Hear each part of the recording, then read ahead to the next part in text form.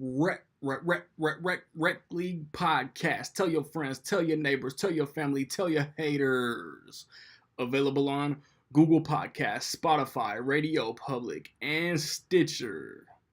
At Rec League Podcast on Facebook, YouTube, and Instagram. At Rec League Pod on Twitter. Episode 8 coming soon. Yo, whether you watching this from Facebook, Twitter, click the link in my Instagram or YouTube itself. What up, we're up. So I, a couple days ago, just finished Daredevil Season 3. It is the most recent episode in the Marvel Netflix string of shared universe seasons, TV shows, whatever you want to call them. And it's, the 11th overall. It stars Charlie Cox, Eldon Henson, Deborah Ann Woll, Jay Ali, the dude who plays Bullseye is escaping me at the moment. Vincent D'Onofrio. It's some months. I didn't catch like a specific time frame. It is months after The Defenders. If you don't know how The Defenders ended, then you shouldn't even be watching this season. But Matt Murdock is laid up where they showed him at the end of The Defenders. He's recuperating. He's taken on like this new darkness. He's Daredevil. He's not Matt Murdock anymore. And he can't have any personal connections.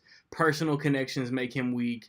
And all along this time, Wilson Fisk is getting his hustle on. He's making a deal with the FBI, and 2 or 3 different FBI agents become a part of his overall scheme. And Matt, Foggy, Karen, they all catch wind of this, and in their own way, they do what they can to make sure Wilson Fisk gets stopped. Daredevil is my overall favorite series that Netflix produces, that Netflix, airs and Marvel produces. I don't know the technical aspects of who does what. Charlie Cox, once again, in his 4th overall appearance as Matt Murdock, as Daredevil, he's great. He's the most badass character in the whole universe, with all due respect to Jessica Jones, with all due respect to Misty Knight. And he's at his badass peak, with what went down with the building, with Elektra. And he's just there's a scene toward the end in the last episode where it is literally the man without fear. He takes everything. He takes all his rage and all his trying to get, his character is this close to being compromised, and he, fights against it as Daredevil does. This is, my friends know, as soon as Foggy found out Matt was Daredevil, I hated Foggy. The way that he started acting. OMG, I've known you all this time. I can't believe you didn't tell me. Why do you go out? Let's do it the right way. Nah, man.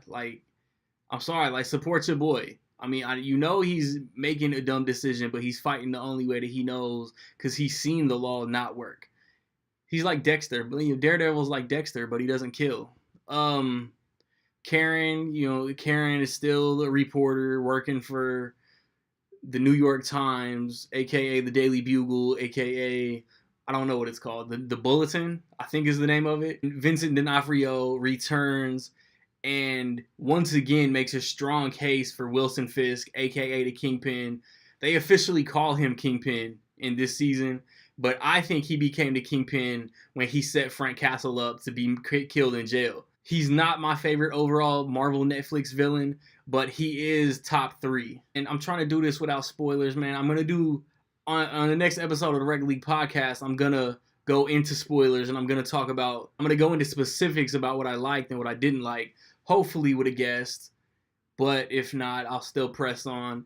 I think all the returning characters were dope. I don't think there's a weak performance in this whole season.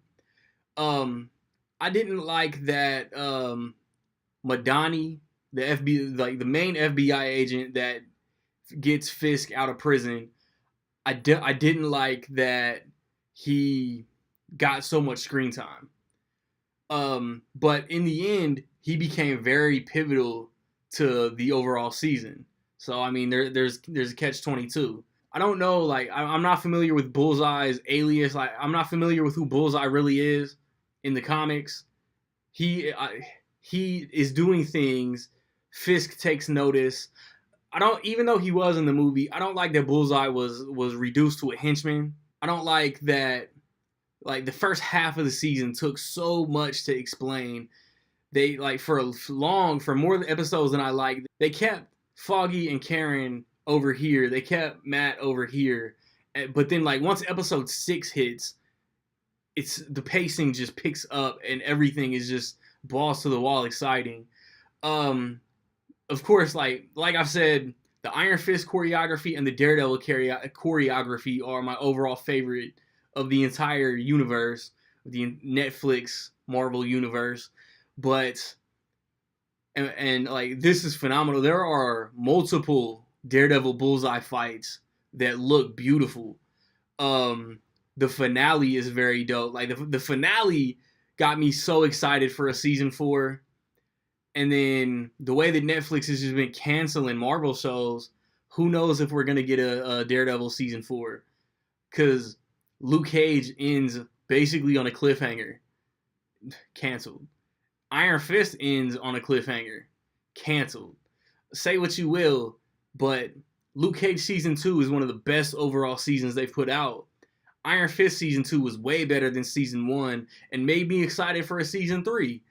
So whatever the conspiracy is, Netflix talking about these are our shows to cancel or greenlight. And Marvel and Disney starting their own streaming service, man, like honestly, man, who knows? If they announce another Daredevil season, hopefully they find a way to incorporate Luke Cage and or Iron Fist.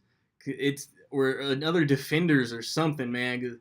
Like I'm getting on a tangent, but I think it's bullshit that these characters got their stories left on cliffhangers and we're not gonna see what happened in a universe that is still ongoing. At the very least, with new seasons of Punisher and Jessica Jones coming out. And that's what they did here too. They basically left Daredevil on a cliffhanger, and there's no concrete word that we're gonna see that story continue.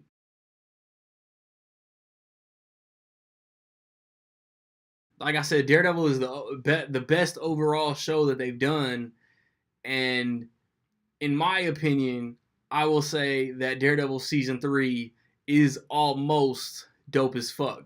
There's a lot that I loved about this season, but there are a lot of complaints that I had too. But I overall enjoyed what they gave us. Have you seen Daredevil season 3? What did you think about it, man? Positive, negative, somewhere in between? Let me know.